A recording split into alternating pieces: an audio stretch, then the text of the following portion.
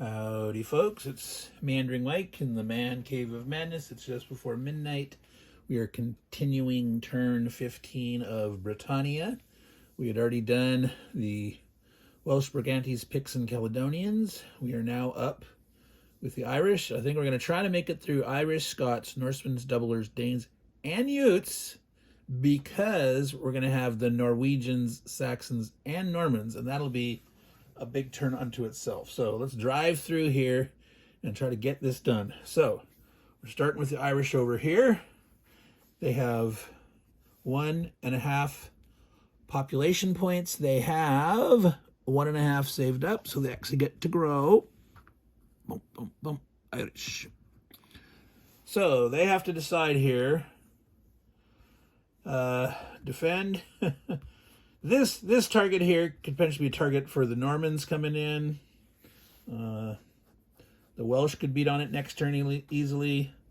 The Irish are only getting 1 point per territory. They could try to spread out, but I'll tell you, the Normans going to be running all over the place down here. So I think they want to say, hey, let's guarantee we get a point. They could be like a butt cheeks. They could put an army here coming around and say attack the Irish back here. Just to try to do some damage to them, see if they take it. They could try to jump on the Utes here and get rid of them. The Utes are almost certainly going to be wiped out by the Normans anyway, because Essex and Wessex are the two biggest point areas for the Normans. So, yeah. Maybe they just sit here. It is a little out of the way. The Normans might drive this way, but that is a point that the place that the Normans can actually score points for on turn 15, albeit I believe it's only one. Yeah, one. But or they could go attack Gwent or be silly. Nope, just try to stay alive, try to stay out of the way, try to score some points. That's all cool. All right, Irish, done. Boom. Scots. 2 areas in the Highlands, half point each, 1 point of growth. They have 1 right now. They're up to 2. That means potentially, if they hold at least 2 Highlands on the very last turn, they could grow 1 more army. All right, so they're in Dalriada and Skye. Those are both worth 2 points each for them on the end of the game. They just want to sit there, try to survive. Stay out, Brigantes. Yep, that's it for the Scot. It's not exciting, but that's the best way to try to get points for them. On to the Norsemen. The Norsemen are kind of weak. They're down to 4 total armies. 1 point of pop growth, 2 halves way up there. Let me just twist this up to the north and zoom in a bit, see if we can get. Yeah, that gets the Norsemen in the picture. So here they are in Cumbria with 2. They're up there, so they go score 1, 2 growth points. The Norsemen had 2, so that's 4. So they'll get an army and have 1 left over. As we talked about in an earlier turn, there's still points on the hoof running around that they can grab. However, at this point, it is not much, as we've seen before. Focus. All right, yeah, so Hebrides over there is 1.5, but there's no way they're getting there. Well, they could by boats, but that would be such long odds. Very silly. And all those other ones are only worth half points, so it just doesn't seem worth much. They know other people want Cumbria. Might as well stay there. And just, I don't know, Orkneys is worth, well, at the end of the game, areas is only worth 1 point each for them. That doesn't matter. They've already got the points. So, well,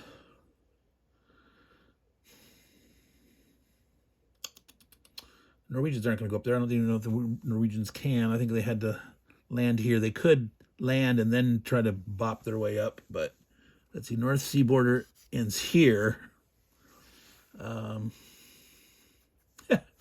Yeah, if Harald Hardrada want to go up there and overrun and run, you know, the leader can run through the hill and they could do something stupid like that. That makes no sense. All right. Yeah, they want to fight in England for that chance to be king. The turn 16 kingship is done at the end of turn 16 instead of the beginning. And it's only between the Norwegians. I got to zoom back out so you can see where I'm pointing right now.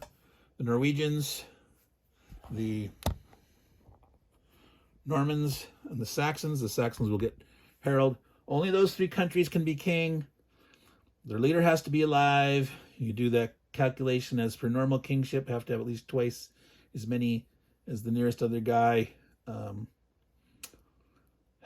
in that group of three. If two guys are dead, that third guy would become king unless some other nation has twice as many as that dude, and then in which case there's no king. 4 points a king for the Saxons. It could be 5 points for either the Norwegians or the Normans. Yeah, there's no way.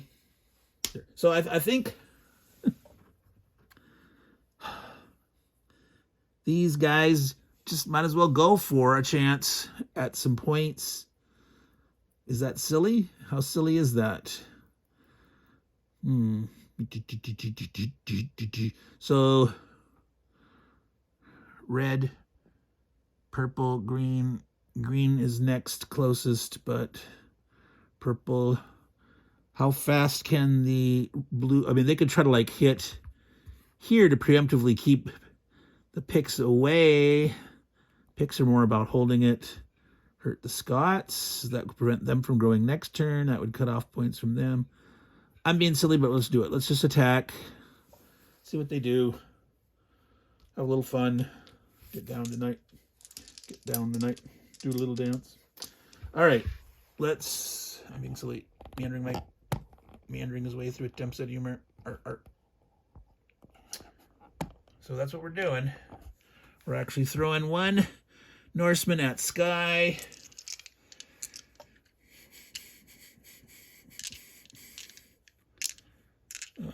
Increase the chance that they take it. Would the picked go there? Who else would go there? They don't have boats.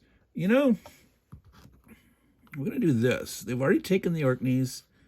It's not worth anything. The Caledonians do not have boats. By coming here like this, they increase the odds that they take this. If they take it in the very last turn, if they didn't lose anybody, they could shuffle back and cover 3.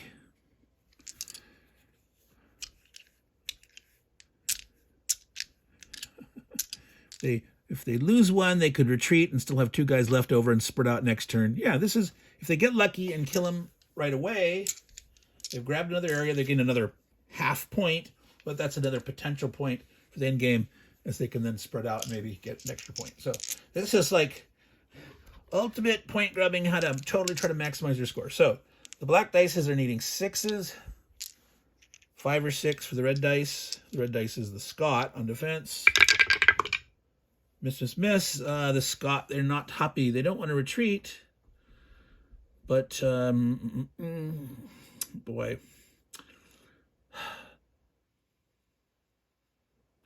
I think they want to try to stay because if they hold it, they get an extra army. They're hitting on a 5 or 6. The other guy's 6, so the chance of dishing up some damage is roughly equal. However, if they kill one of that guy there, they still have a chance. They could retreat. I don't know. Yeah, they're going to stay. They're going to try to stay. Miss. Let's do it again. See, they got one. The Norseman's down one. Now the Norseman will retreat to here. Make sure that next turn he can try to go back and occupy those to at least get a point each of those. Okay. They tried it. Bump, ba-dum, Dubliners. All right.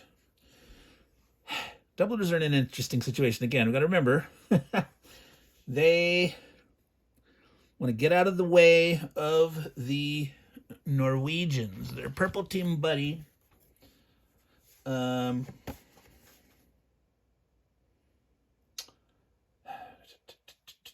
the end of the game. They want York and Cumbria for the Dubliners, 4 and 2.5. Avalon, Bernicia, Cheshire, Dalriada, Dwyford, Gwynedd. So Bernicia's close. So it's one of the reasons why they took this. And the Brigantes tried to push them out and had an utter failure. They do know they're at 7 right now. They have to either lose a guy or expand from overpopulation. Let's see. You got to do pop growth. 1, 2.5. They have saved up nada. So they don't get a dude this turn. But as long as they have at least one guy alive, they'll get another army on the last turn.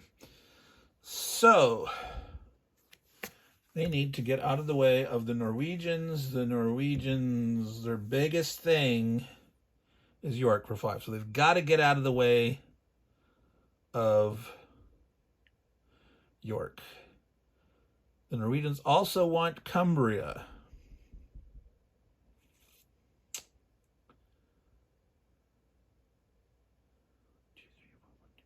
Now, they want North Mercia, and that's for 3. The danger there, but the Dubliners can actually, like, try to attack North Mercia with the idea of hoping to hurt the Danes. And if they have one army left over, they could retreat back. Let's see here. How do we do this? Yeah. Keep 3 here. Now, that's an overstack. So that means they cannot overstack. They don't want to overstack. Okay, they come down to these places here. So they'll have 3 areas, 6. I didn't grab... Oh, that's right. They didn't grow.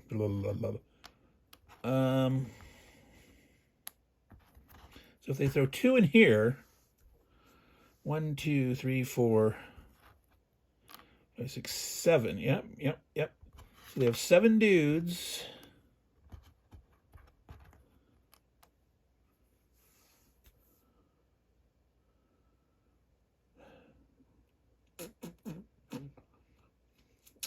And if they take this, they'll be able to support 8. If they're totally wiped out, oh well. But if they kill stuff, let's see, who is going after the Dubliners? The Danes are next. There's no way the Danes are going to throw. The Danes won't be able to retreat here because there's other stacks next to this. The Danes would have to retreat here, but then they could go into York. So the Danes could try to say, hey, so...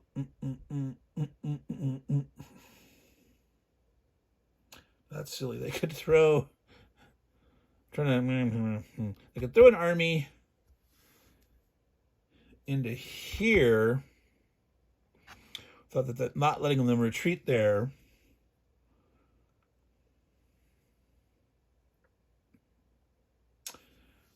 With the Dubliners having one guy here, the Norwegians can overrun this to get into here, into this stuff, blast this, potentially come into here, up here. So this guy could potentially retreat back. That guy could potentially retreat back. All right, this is a weird thing. This is a very weird kind of contrived thing, but if you understand, oh my God, I am not. I was zoomed in again. So once again, sorry folks. I should before I start pointing too much, I should be looking and seeing what it looks like. All right. So the Dubliners spread out from Cheshire, letting the Norwegians come in this way to get the Norwegians to get their points and then move on in their major invasion or whatever, head this way, bust this way. They're needing to spread out to keep their population alive. They're trying to attack here that they don't mind like trading off guys against the Danes in a sense to help off the Norwegians. The Norwegians want to get this and through. Potentially a guy can retreat back to here from here or here, but by going guy here in Lindsay, these guys can't retreat to here. These guys can't retreat to here. So these guys got to stay and fight. It's only even money, but they're just trying to trade stuff off. So the Dubliners are trying to act spoilerish, but hoping to have enough alive to get their way back into York at least at the end. They're trying to get the Norwegians around and pass them through them somehow. All right. So let's start here. It's 2 attacking dice, 2 defending dice. It's a attempted attritional bleed. They're leading the way. So 5s or 6s. The black dice are the Dubliners attacking. I really should put them like that. Sort of where they're coming from. All right. Miss, miss, miss, miss. But because they did this, the Danes cannot retreat. The Dubliners continue on. All right. The defense got a hit. Oh, well.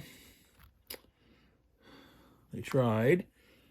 Do they retreat now, or do they keep fighting? Do they let their guy die? Trying to score a hit. It's a sacrificial play anyway. This guy has the worst odds of hitting here. But this can be very beneficial. The Dubliners take this. If the Dubliners come in for Lindsay, if the Norwegians come in for Lindsay when the Dubliners there, the Dubliners can potentially retreat. Well, if there's no place open to retreat to, that's a problem. So, never mind that. Let's. It's silly, but they're going for a attritional play. They're gonna stay another round. They're outnumbered 2-1, but they're gonna try it. Silly. Oh, they got it, man. Sometimes just being silly and going against the odds. So they're gonna stay. They're gonna try to, they're gonna try to wipe out that Dane. So here we go. A dice apiece, and they succeeded. Against the odds, the Dubliners cleared out North Mercia. Okay, now they're hitting on Lindsay. All right, they need a 6, 5 or 6 here. Ones. The Danes don't particularly want to retreat. The Danes are down to their last 2 guys. They want to at least try to hold on there in Lindsay. Wow,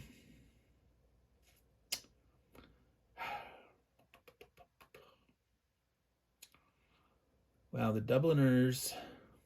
See, if they're totally out of the way, the Norwegians could like totally pass through. Like the leader, for example, could come to here, not having to leave anything behind. Well, these other guys are gonna have to go somewhere. I don't know if they're gonna go bang here.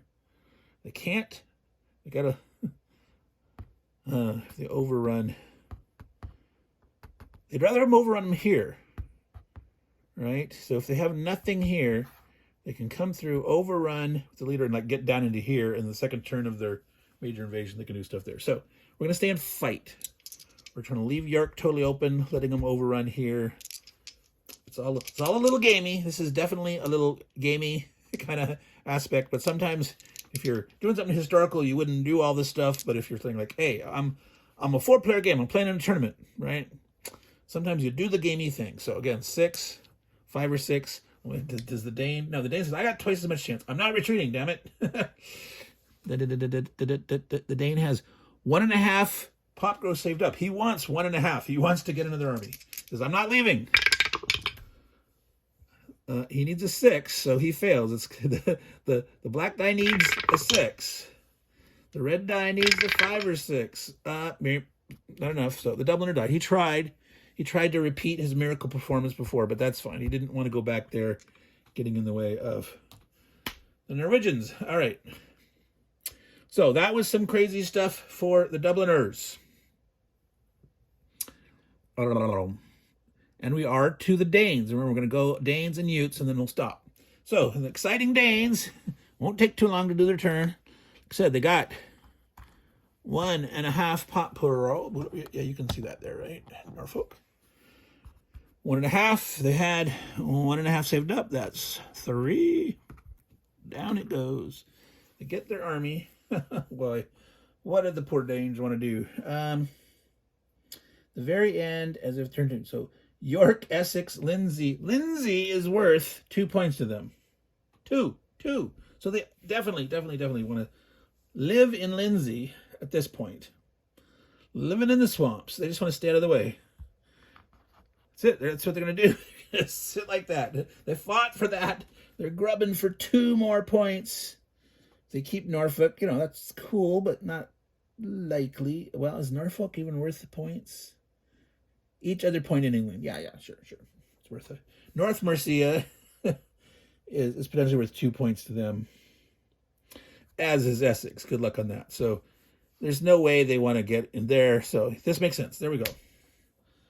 That is the Dane turn. Now, the Utes. The Utes are still alive. Here they are. Oh, got a twist. All right, there we go. The Utes are in Wessex. The Utes get 1 pop growth. They had 2.5 saved up. So that's 3.5. Build 1, have a half left over. Not that it matters at this point. Ute. So what do they want to do with that? Normans are showing up. Normans are hungry.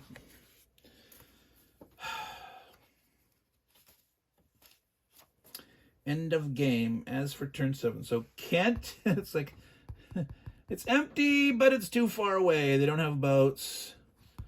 They could try to kill the Saxon and make their way there. They could attack the Saxon for the purpose of hoping the Saxons will retreat. They'll get it.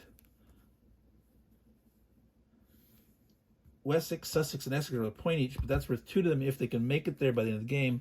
The Normans have this weird thing for their turn 15 points where Essex and Wessex are worth the most. Kent, well, Sussex is also on the list for 2. They're going to try to blow all that stuff away turn 15. There's nowhere to hide, except for the Downlands. The Downlands are not on their list for points. Avalon's worth 1. The Irish would not be able to retreat anywhere. If you came here, they couldn't retreat back to here. Those are all occupied. Yeah, maybe Avalon. The Utes don't score any points for it, but on turn 16 they could try to retake Wessex. Here they're absolute target, absolute, and here their chances of succeeding are low. If they get in, they're safer hiding there, but